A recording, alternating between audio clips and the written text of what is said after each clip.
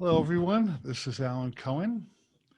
Thank you once again for joining us. This is our 7th meeting in a webinar series based on my book, A Course in Miracles Made Easy, which of course is based on A Course in Miracles. And as we always do, I like to start with a short prayer. So if you would take a moment and close your eyes with me and take a deep breath.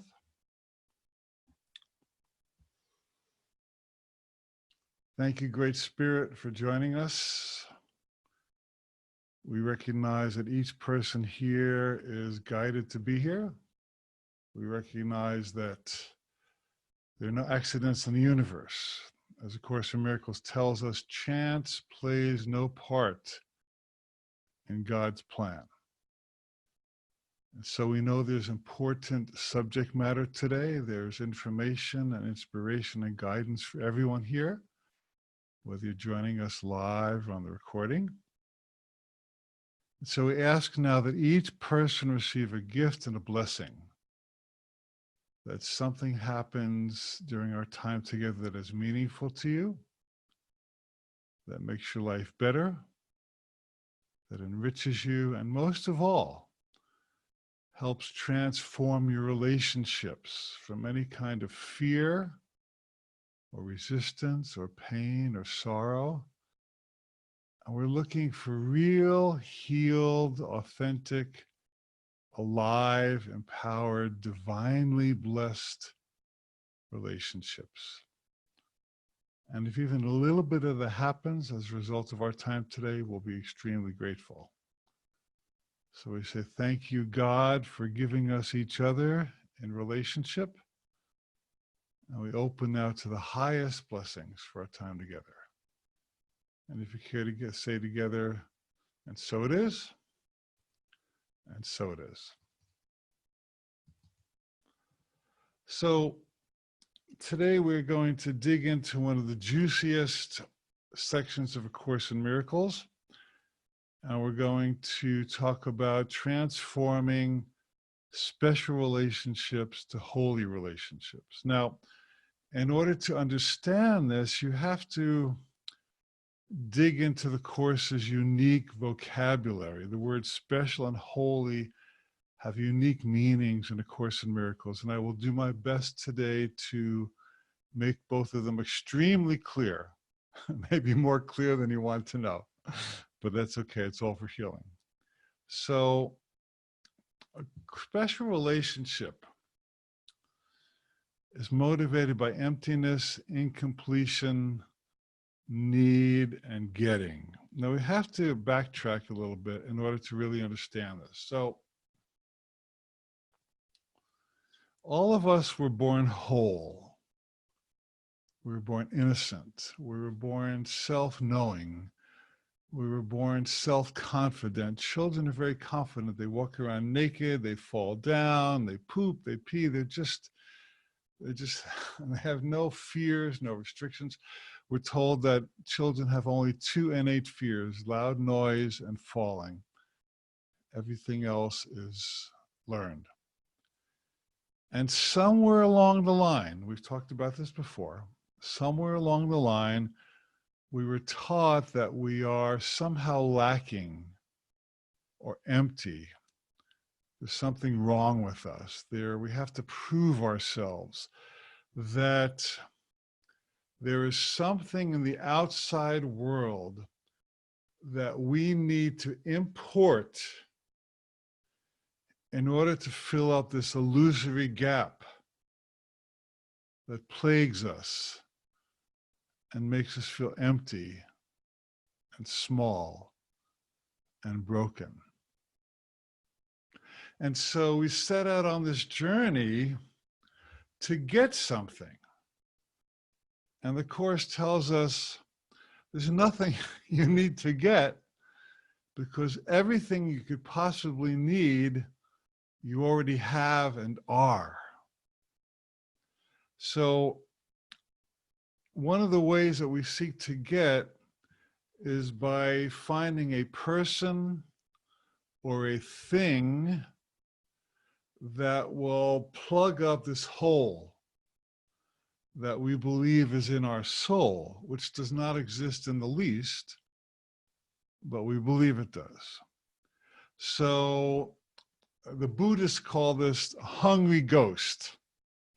You're like this needy, hungry ghost looking, are you it? Are you it? Will you fill me in? Can you be my answer? Will you be my soulmate? Will you be my twin flame? Will you give me the love that I'm missing, that I'm not giving myself, that I don't perceive as available? And so we develop what the Course calls special relationships, meaning that you find something in the outer world that you fixate on and say, this is the thing that will now make me whole. And of course, you've heard me make fun of that fabulous line, you complete me, which is the worst line for relationships in all of history, because when you say you complete me, it means that I'm not complete. And that now you one person, you one thing, when I have you, I will now be complete, which is ridiculous because you're complete already. And so anytime you do something that's based on a lie or an illusion, it has to backfire. You understand that fear and illusions never take us where we want to go because we're already there. So the Course wants to instill within us a reversal of thinking, a paradigm shift. We've talked about this before, where instead of seeing ourselves as needy and broken and fixating on one special person or ball team or house or dress or car or marriage, then once we remove that sense of you special thing, now have the power to completely, it's a denial and a displacement and a projection of our true power and worth. So there. Now, on the other hand, what the Course calls holy relationships means that we have tapped into the place inside of ourselves where we recognize that we are whole. Holy does not mean to go off and be a priest or a monk or a Dalai Lama and just meditate for the rest of your life. Of course you can. It means that this relationship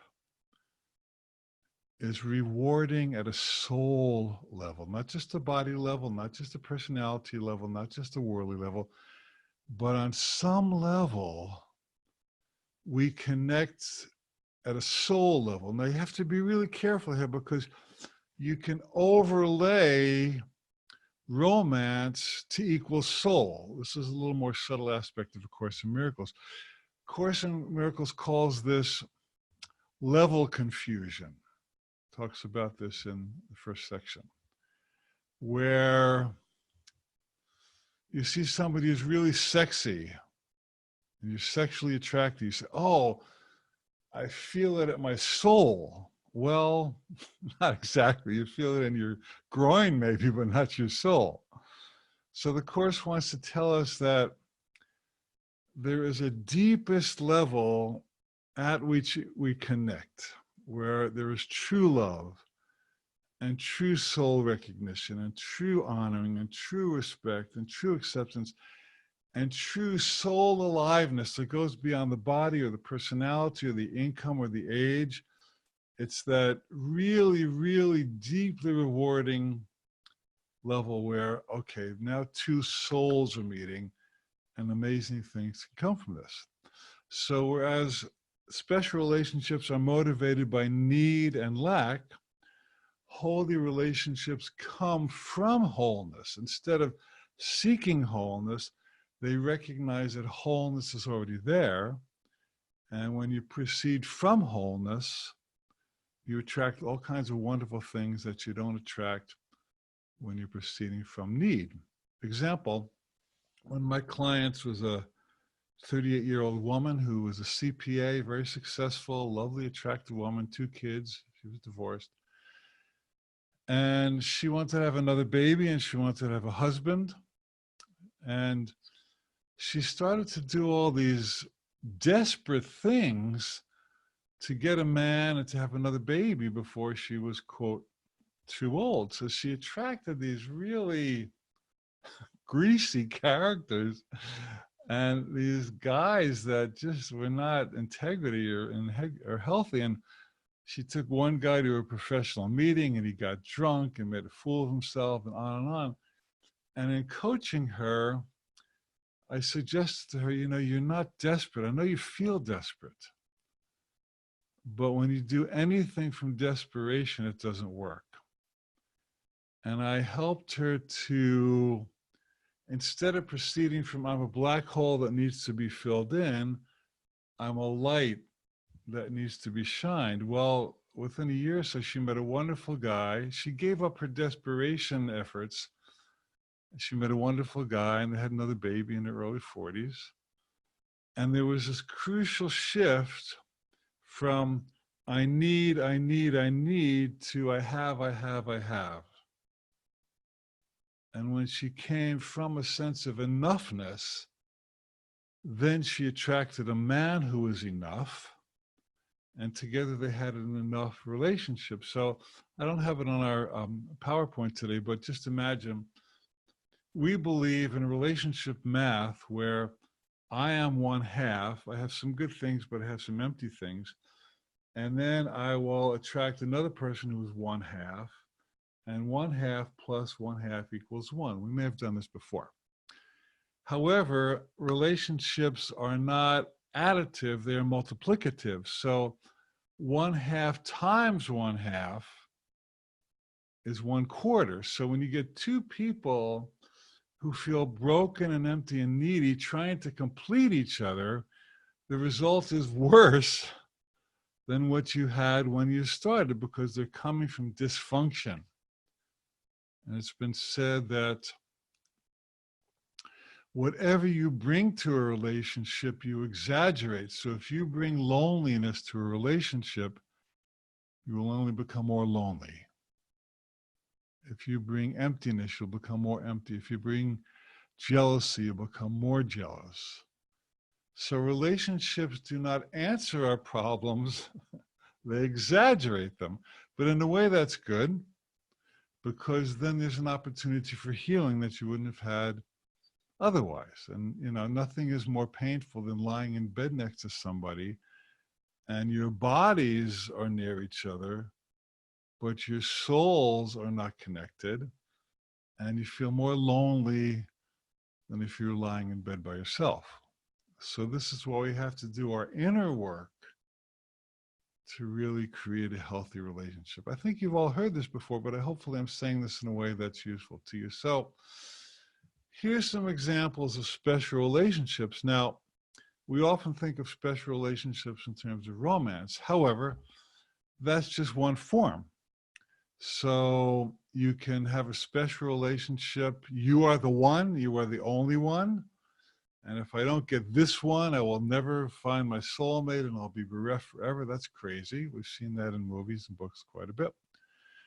You can have a special relationship with a possession, a thing. Like I remember I used to live in a house with 4 other guys, and I would wake up in the morning and I used to like to eat my granola and milk in a blue bowl. It was a special blue bowl I liked. And one morning I woke up and the blue bowl was not in the cabinet. One of the other guys had taken my blue bowl, which was not really mine, but I thought it was. And he had the nerve, the audacity, the shameless audacity to eat his breakfast out of my blue bowl. Can you believe it? And I was like, because I developed a special relationship with that bowl. That particular bowl was going to give me pleasure and reward that nothing else could, which is crazy. And my teacher, Hilda Charlton, once mentioned that she hiked to the top of Himalayas, and there was this special ashram that was very close to God. And as she was approaching, she heard a voice say, "That's my pillow." And another voice said, no, that's my pillow. Another voice said, no, I had it first. These 2 yogis, high at the top of the Himalayas, out of this world, were fighting over a pillow because each one believed that was their lucky pillow that would bring them enlightenment. Can you believe it? Crazy, isn't it? But we all do it. We all do it in one way or another. So they renounced their clothing and they renounced their money and their possessions and their families that were celibate. But that pillow was going to do the trick. Well, good luck. See, you can go to the top of Himalayas, but you take your mindset with you. See, you can escape the world, but you can't escape yourself. You can have a special relationship with a religion. My religion is the way. If you don't do it my way, you're not going to heaven. And everybody else is evil. And we have to get rid of everybody else because their religion sucks and their religion is of the devil. And I'm a one way to God. Well, it's just not true because there are many mountain paths to the top of the mountain of truth. Now, the one may be one way for you that works for you, but it's truly arrogance to believe that there's one way for everybody. Course in Miracles is called A Course in Miracles, not the Course in Miracles. It says very plainly many times that there are many, many ways to get to God, and this is one of them. It's not the only way. So you can get stuck on a religion and think that yours is it and no one else's. You can be attached to a body, and you can, your body can become your God. And, we see 80-year-old actresses who've had a lot of cosmetic surgery and they look fabulous, like they're 30 or 40, but they kind of look like they're a shell. And I'm not saying you shouldn't get cosmetic surgery. If it makes you feel good and it works for you, great. But some people are so fixated on the body that whatever happens to the body happens to them. And so you have special relationship with my body looking cool or being trim or looking 30 years old or whatever. So you get stuck. Buddha talked about attachment. That's what attachment is. It's fixating on one thing in the outer world that you think is going to do the trick for you. And then if that's working, great. If not, I didn't put on this list, but you can have a special relationship with money. Most of us do. If I have money, I'm happy. If I don't have money, I'm not happy. And we fight over money. That's a special relationship because we believe that money has a certain power to make us happy. And anytime you think that anything in the outside world can make you happy, you have a special relationship. You've given your power of your consciousness to that thing. Not that you shouldn't have money. Money's fun. Let's be prosperous. Let's all circulate lots of money. But when it owns you, that's a different story. You can have a special relationship with an event like a marriage. And I saw an Oprah show on Bridezilla about these young women who they live their entire life for their marriage. And Oprah was interviewing this one couple, and the bride wanted to take out all kinds of loans and spend all kinds of money they didn't have on the wedding. And, she said to the bride, do you really want to start your marriage $40,000 in debt because of your wedding? She said, yes. I've been waiting for this day for my whole life. So that's Bridezilla. So, and I once met a woman in the 1980s who,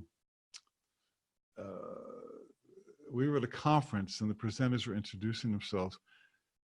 And she had written a hit song back in the 1950s. You would recognize it if I said the name of it. And all she did was talk about this hit song. This was 30 years later.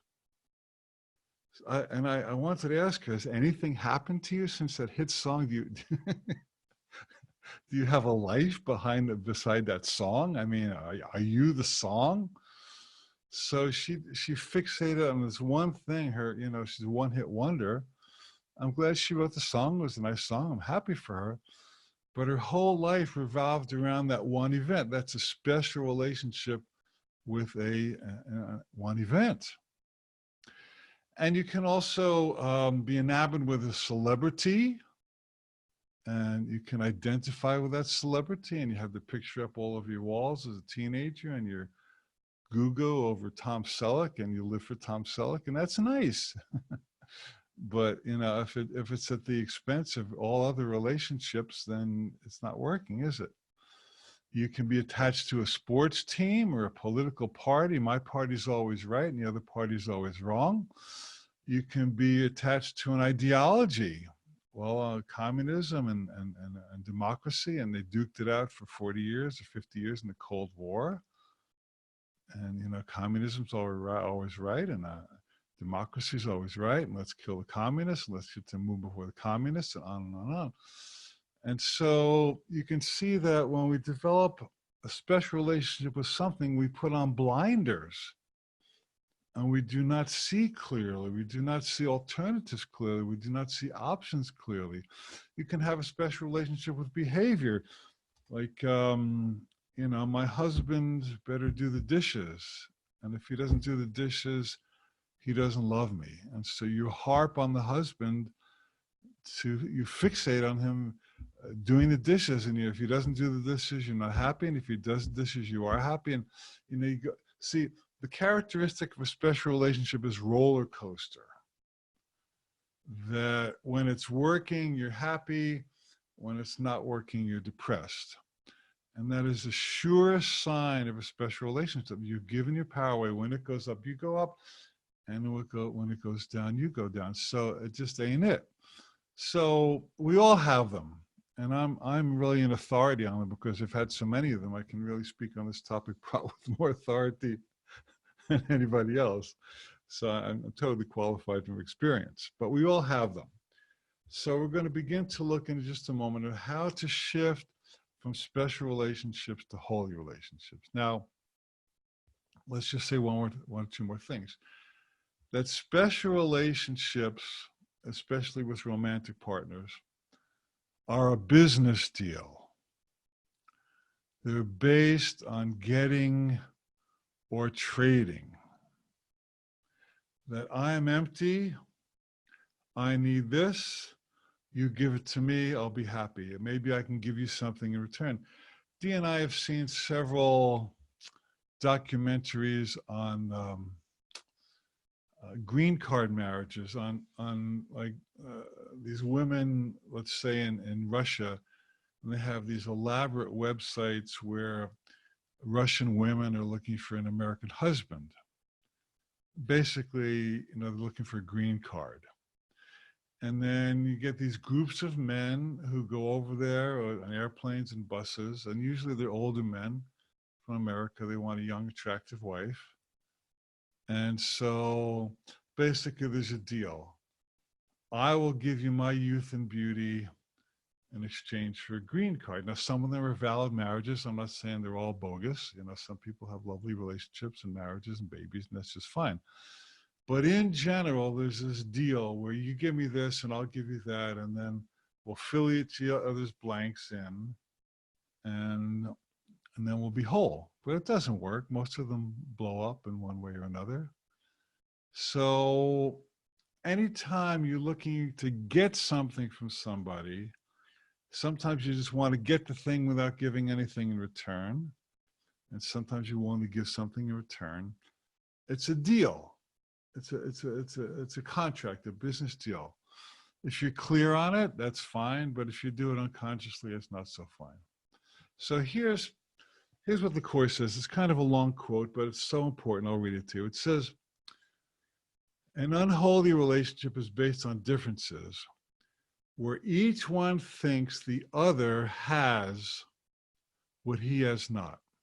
You have in youth and beauty, I will import your youth and beauty. I have money, I will give you money.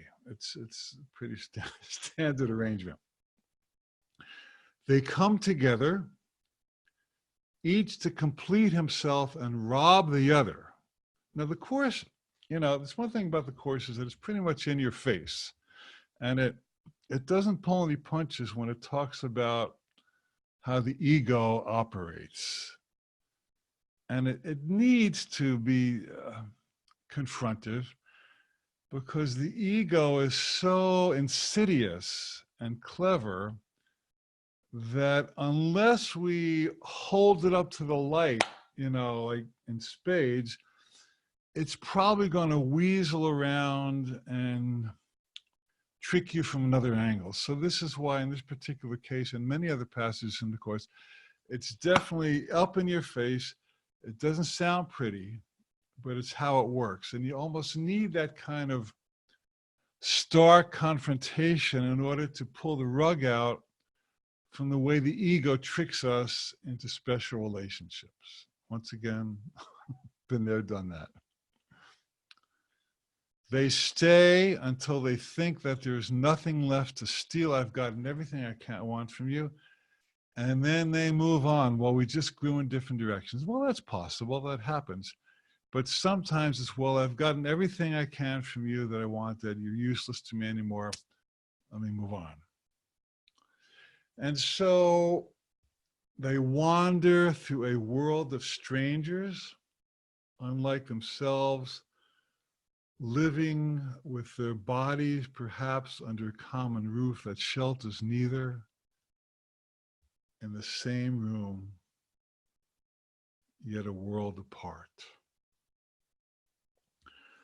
And I knew a woman who was married to a guy. They had 2 sons, and their marriage was pretty much dead. And they both about their separate interests. And she said they would have dinner, and the husband had to have the television on all through dinner when the 4 of them were eating together. And once she turned the TV off, he said, "What'd you do that for?" Like, the idea of being present with his wife and children was foreign to him. He was living in his own little world, and to disturb that was very threatening to him. So it was a relationship of convenience. Their bodies were together, but the souls were not together. I know this is not pretty. I know some of you going, "Ooh, I've done that." Well, so have I. But you need to hold this up to the light in order to heal it. Now, the Course goes on to say this. I mean, this is even more starker. It's starker. The special relationship, the Course says, I'm not saying this, the Course says this, is the ego's favorite tool to keep you from peace. Why? Because it's always about something being out there that you can't be peaceful until you get it in here. And they're always based on fantasy, illusion, appearances, and distance from happiness. Now, I work a lot with Japanese clients, and I've noticed a phenomenon in Japan. It's elsewhere too, but I notice in Japan a lot that a lot of people fall for someone who's married. Or maybe in our culture, people fall for somebody who lives half a world away, or somebody who's emotionally unavailable, or somebody who's an alcoholic, or somebody who's a bad boy. And we tend to have fantasies about people we can't have. In fact, in many situations, the fact that you can't have them is one of the requirements for the relationship. And if you actually met somebody you could have, you wouldn't know what to do with them, because you might have to show up close and personal. So the ego creates relationships with, and it can be a piece of property or a job or a body, or something that's just beyond your reach. And when I get that house or that job or something, then I can be at peace. So you see how, we said this before in previous webinars, that the ego thrives on gap. That is the ego's alter name, gap, which means that here I am, there's what I want to or need. There is a space in between us. And the Course in Miracles, the entire purpose of the Course in Miracles is to fill that gap by recognizing it doesn't exist. That there is no gap. There is no emptiness. There's nothing out there that will make you happy. Unless you get happy where you are, you're not going to be happy. And we see this with lottery winners, that, most lottery winners not happy campers. You know, they get depressed, they commit suicide, they revert to their former level of wealth. I mean, feeling, yeah, studies have been done, and they found that people who were happy before they won the lottery are happy with the lottery, and people who are not happy before they won the lottery are not happy when they get the lottery. It's, you're bringing your mindset to whatever you do. But the mind says, well, when I win the lottery, then I'm golden. But it just ain't true. Okay, that's the hard part. If you stayed with me thus far, good for you. I don't think anybody tuned out. So now for the fun part. So what the Course tells us is that it is the purpose of all relationships eventually to become holy, to shift from need to wholeness, to shift from a business deal to mutual support and sharing. Now, you all know the story that the Course in Miracles began when Helen Schuckman and Bill Thetford, who were fighting like cats and dogs, came together and said, there must be another way. And that was the beginning of a new relationship, and it was the beginning of A Course in Miracles. They chose to join instead of stay at odds with each other. So the Course says, and this, I mean, this is really now the juicy stuff. This is what makes the Course so unique. It says that when you start to realize that you have a different purpose for your relationship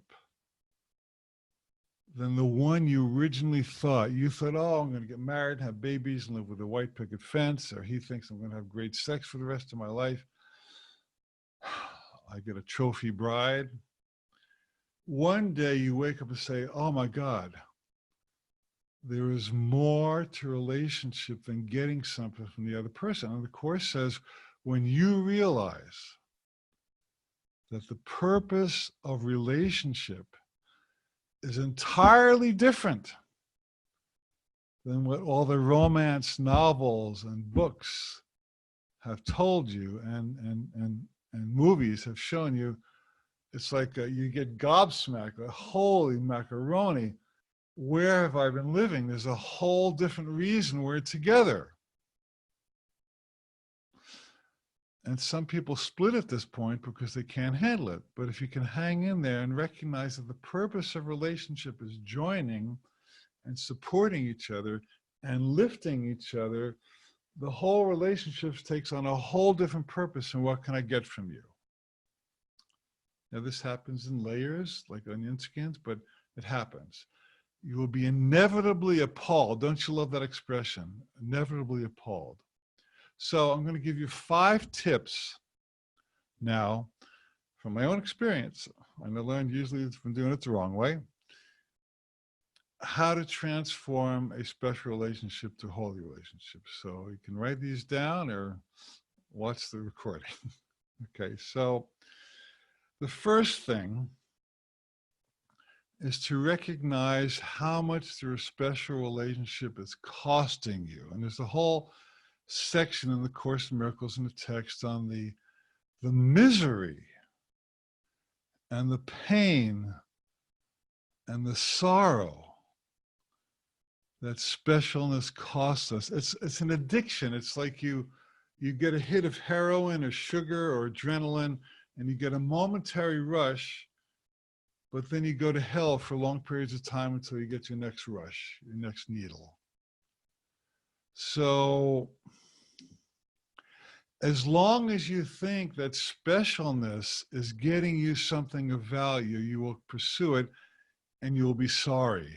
It's not a threat, it's just a scientific fact that specialness leaves you unfulfilled. So you have to be really honest about the struggle and sorrow and pain. You know, and I've done coaching for many, many years. And the horror stories I hear about what people do in relationship in the name of love. People kill each other. People hurt each other. People fight each other. People undermine each other. People sabotage each other. People fight like cats and dogs for 30 or 40 years. One of my clients said he couldn't stand to be around his parents because the only thing they knew how to do is fight. How horrible is that? But as long as you're finding some weird reward in fighting, then you ain't going to get anywhere. So you have to be really honest. Hey, this is not working. That's the first step. Now, this is parenthetical here. The Course says that, the Course is the most penetrating psychology I've ever seen. I have a degree in psychology, a master's degree in human relations training. And I've never seen anything as penetrating as the Course in how the human mind works. And it tells us that there's always a special hate behind the special love. So you give your power away to somebody in the name of love, but then you hate them because they can take away your happiness. It seems pretty clear when I say it like that, doesn't it? That if this person can yo-yo you and roller coaster you, they're nice to you, you're happy, they're not nice to you, you're unhappy. So something inside you hates them because they have power over your life. I mean, you can study Freud for 40 years and he may get to parts of this. Freud was brilliant, but this goes to the penetrating depth of why relationships work and why they don't. You also hate yourself because you have defined yourself as empty and needy and broken. So you've built a relationship with this person based on the fact that there's something wrong with you. So is it any big surprise that you hate them? Because every time you see them, they remind you of why you got together with them, which is because there's something lacking in you. And this is what people call marriage. But we have to understand this before we can move on. And so this is why the rock star Selena was killed by the president of her fan club. Because special love always turns to special hate. And it says in the Course that all you have to do is scratch the surface, and the hate that's below the surface kind of gushes out like a volcano. This is why people accept love-hate relationships. Well, it's normal. Everybody has a love-hate relationship, they say. But the Course would say maybe normal, but it's not natural. So you want to recognize that there's seething hatred beneath what most people call love. And that's why the divorce rate is so high. 50% for first marriages, 60% for second, and 70% for third. And isn't it interesting that in India or in some other cultures where there's still arranged marriages, that the success rate for arranged marriages is higher than love marriages. Because with arranged marriages, people just accept it. Okay, this is my partner, and I don't need to look for anybody else, and we'll make it work. And it seems like a nice person, and you're not busy looking for somebody else to fill you in the ways that your partner isn't. There's a certain amount of maturity in just accepting a partner because they're with you. I'm not saying you should have an arranged marriage, but isn't it interesting that arranged marriages are more successful than quote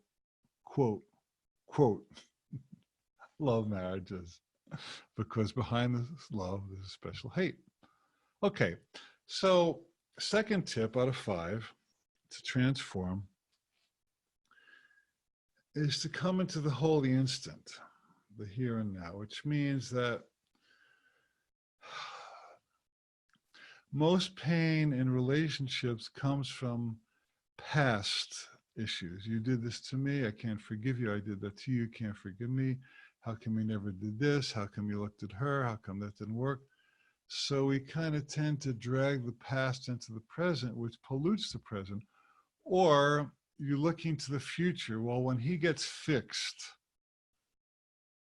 then it'll all be all right. When I finally meet my soulmate, then it will finally be all right. So the Course says that if you really want to heal your relationship, drop the past, drop the future, and just enjoy this person right now.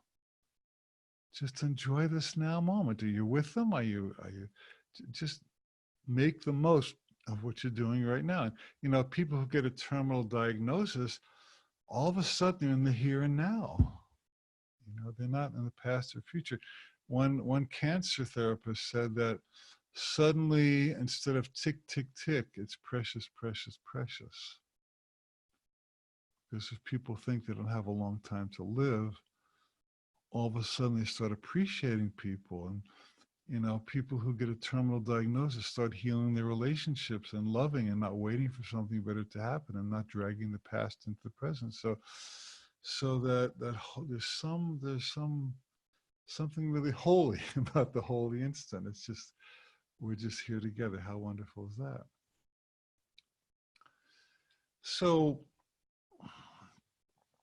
when we seek to come together and serve each other, rather than separate or compete or get, something magical happens. It's like, how can I help this person? How can I make their life better? What do they like that I can do for them? And you've heard me say before that the Course says that in any relationship in which you perceive that something is missing, what's missing is what you're not giving. So instead of saying, what can I get from you? What do you like that I can do for you? How can I free you? How can I support you? And Dee and I have a pretty good relationship where we're generally seeking to support each other. Sometimes, we'll get into selfishness, and then we'll shift, or at least I'll speak for myself only. Then I'll shift and think, wow, what a lovely person is performing. What can I do for her? She's making my life so wonderful. How can I make her life wonderful? And all of a sudden, the game shifts from how much can I get to how much can I give.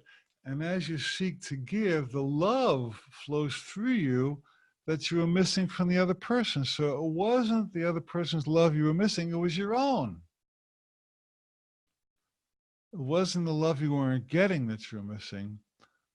It was the love you weren't giving that you were missing. So there. And next, shift your vision from the form to the spirit. This is so crucial, because we get hung up in forms, and we think that somebody or something is supposed to look some way. The wife is supposed to be a certain weight. They say that a woman marries a man with the expectation that he'll change, and a man marries a woman with the expectation that she'll never change. And so you think she's supposed to be the same size she was when you walk down the aisle. Well, it doesn't always happen. Or somebody's aging. They don't look like a cover girl anymore, a cover guy anymore. And so as you mature in relationship, you start to see that it's really about what's inside the person. That's the important thing.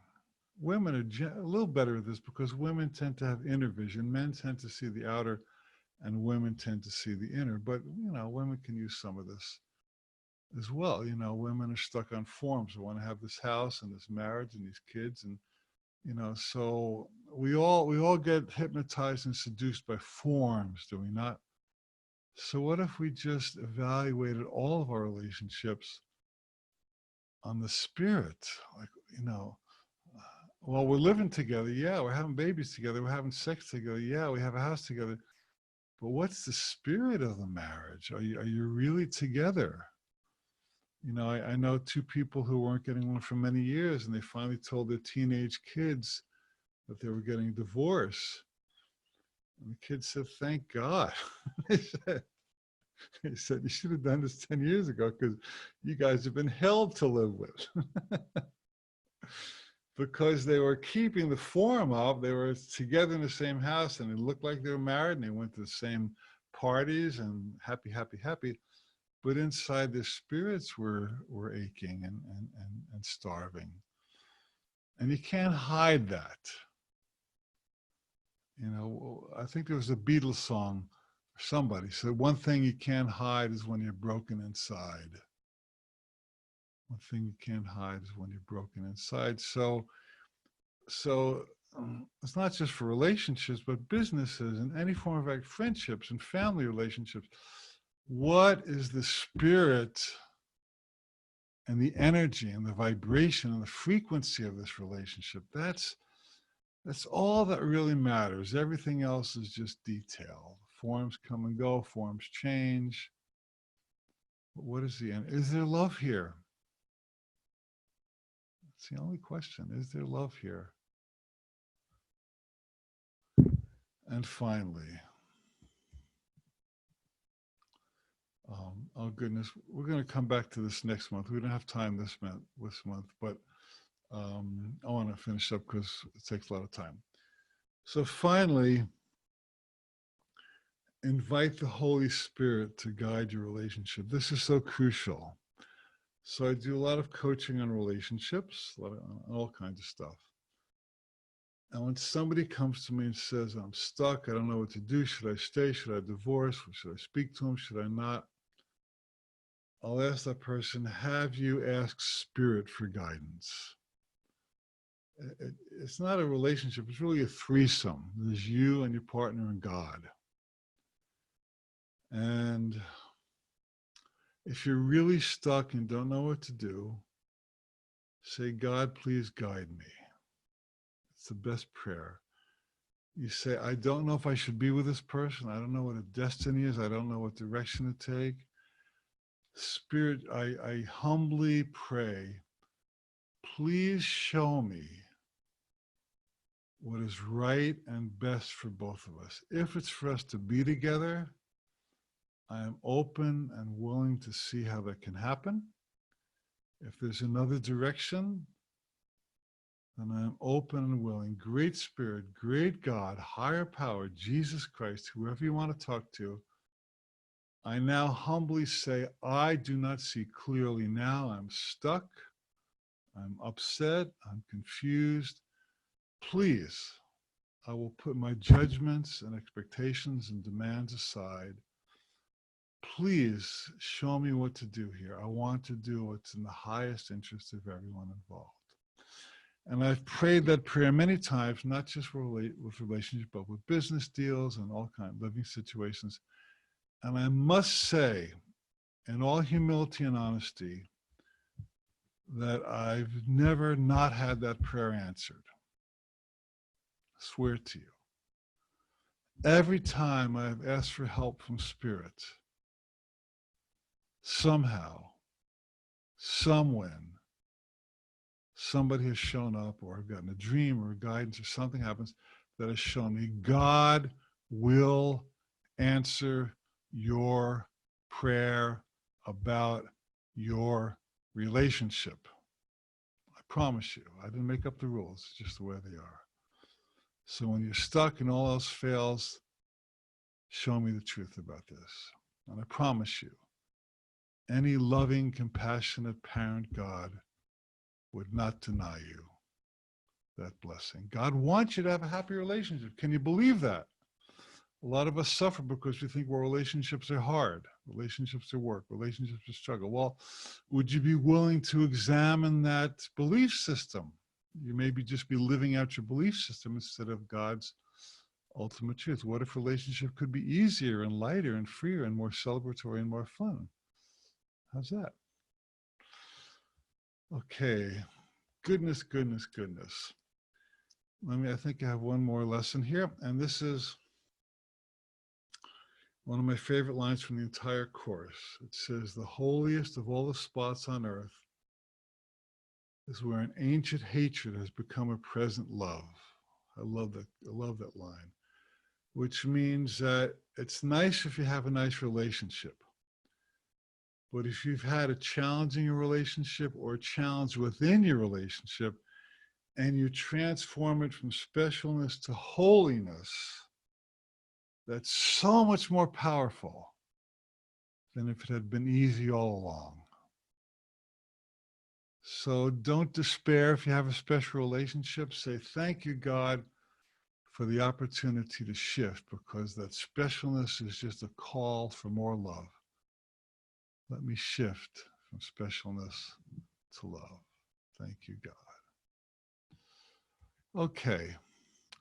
Let's see how we're doing on time, and if we have time for questions. Perfect timing. Look at that. I wasn't even watching the clock. Okay, so if you've had any questions, hopefully you've sent them on to Nishank, who is assisting today at the ACP office. Nishank, are you there?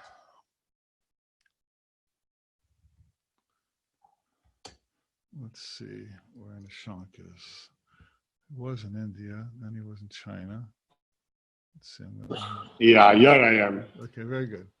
Okay, do we have any questions, my brother? Oh, of course, Alan, you would have questions for this topic, Okay, always. All right, so there's a very interesting question Neo asks, that when we have tried to transform a special relationship to a holy one and it's not working, is there a point that it's time to move on? There certainly could be. Absolutely. Please keep your video off, everybody, so it's distracting. Yeah, I mean, there's a season to everything. And when it says till death do us part, sometimes it's not the death of a body, but it's the death of a season. And so, if you've tried your best and you've loved and communicated and prayed and done everything you possibly can to make the relationship work, and your answer to your prayer is that it's time to move on, then it's time to move on. I mean, there is a place in life for letting go of relationships that don't work. And one thing to remember is that if it's not working for you, it's not really working for the other person as well. So by lovingly, I have a whole book called Happily Even After about people who have divorced or broken up and maintained loving, supportive friendships. And some of them say, our divorce was the beginning of our good relationship because we told more truth and loved each other through the divorce and afterwards than when we were together. So once again, it's not the form of staying together, but it's the spirit of who you are together, whether you're living together or not.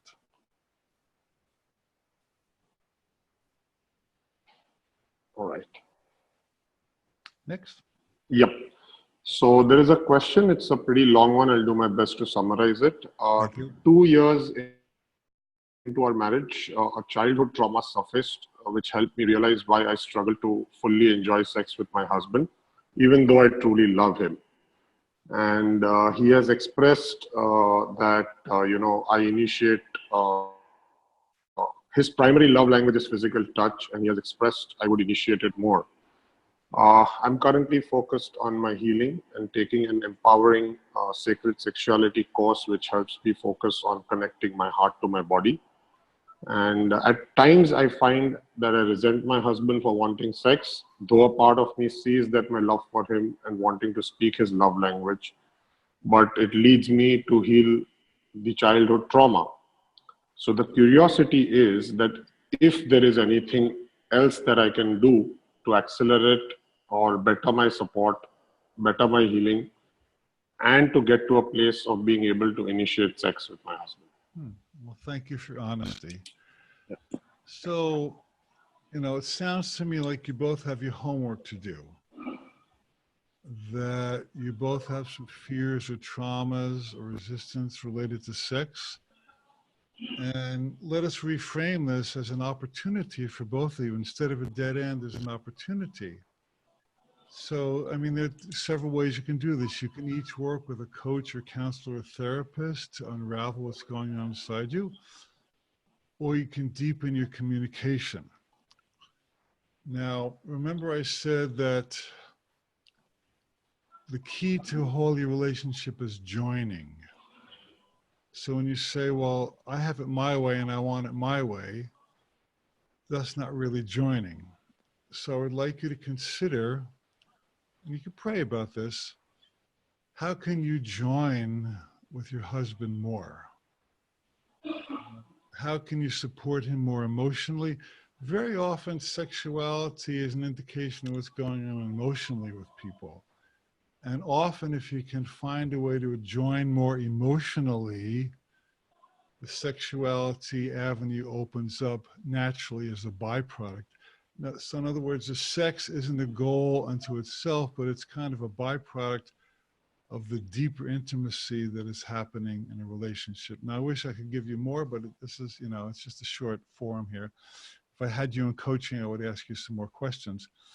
But the basic point is, remember that how can I join more with my partner? And if I were not afraid, what would I be doing differently? And of course, your husband can ask himself these questions as well.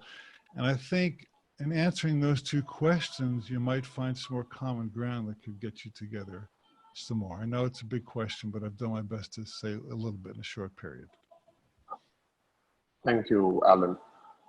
So there is a lovely question that I've heard many, many times in coaching as well. Valerie asks, could there be a special relationship transformed if only one of the two partners has the understanding of this transformation and works towards it? Yeah, it's a great question. So your job is not to fix your partner. You see, when your goal becomes to change your partner's behavior, you're both in trouble. But when your goal becomes to shift your own consciousness, then things start to move. And I told the story on my radio show today real quickly. There's a woman in Greece who wanted a divorce and her husband said no. So she started to write herself love letters as if they were from another guy.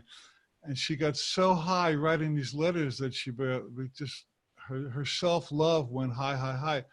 And he found one of the letters and he said, he thought it was from another guy. And he said, I can't compete with this. You can have your divorce. So what happened was, in that case, she raised her own frequency such that she was no longer a match to an abusive husband, and they kind of went their separate ways. I'm not saying that's how it always works out, but your goal, my goal, is to upgrade our unique consciousness.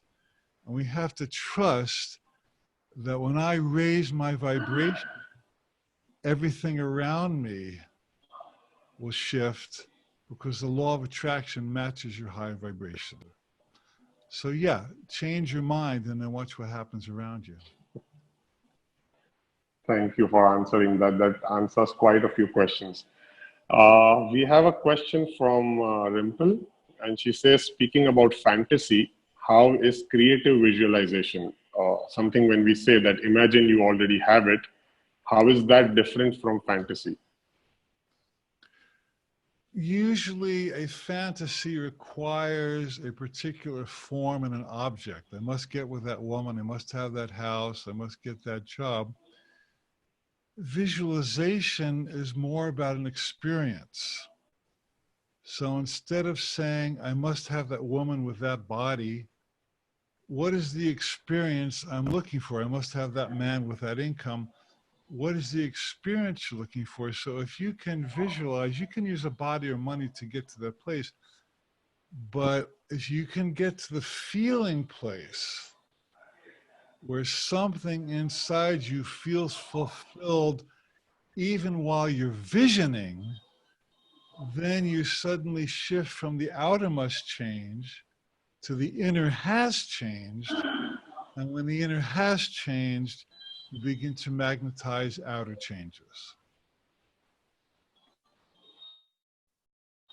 Oh, lovely.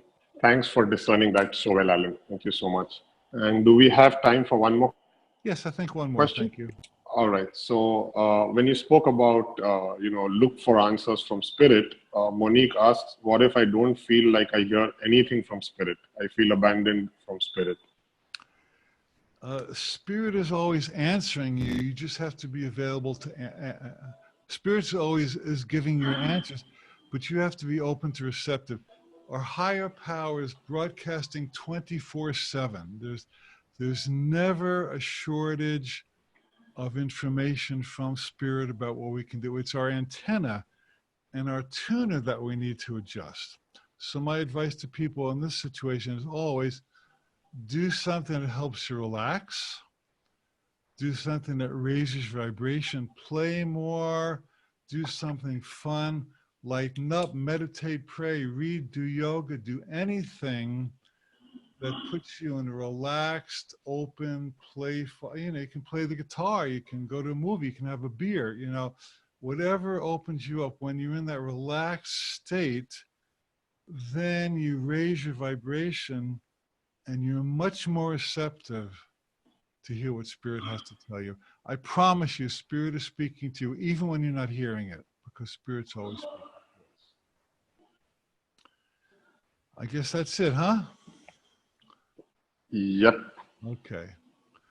Well, thank you so much for joining us. Next month, we're taking the month off.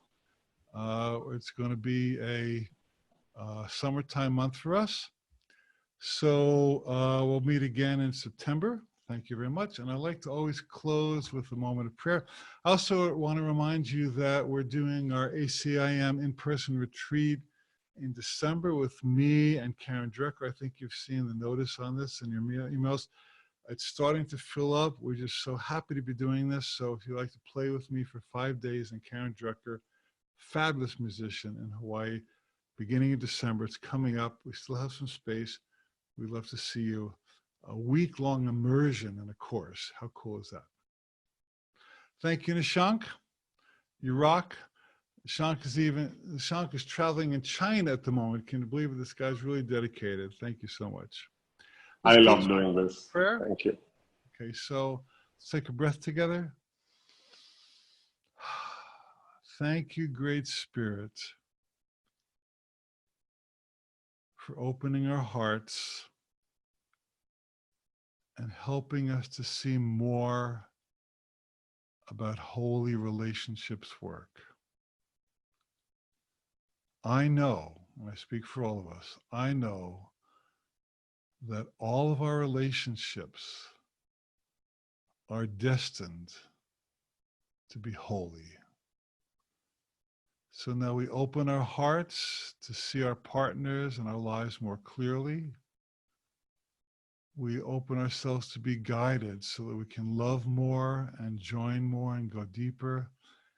And I'm outright asking for miracles now. If any of you have painful relationships, don't know what to do with them, I now ask Holy Spirit to create a miracle in your relationship such that you come together, or if you're not to be together, you come together in spirit at least, and you know what you're supposed to do.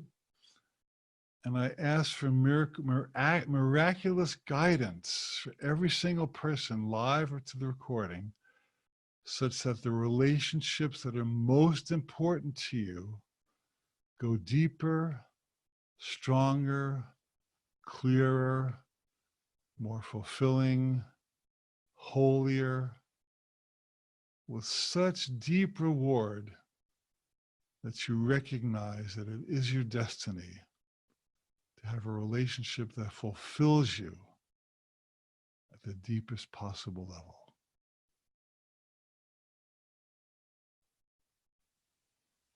It is already done. Thank you, God. And so it is.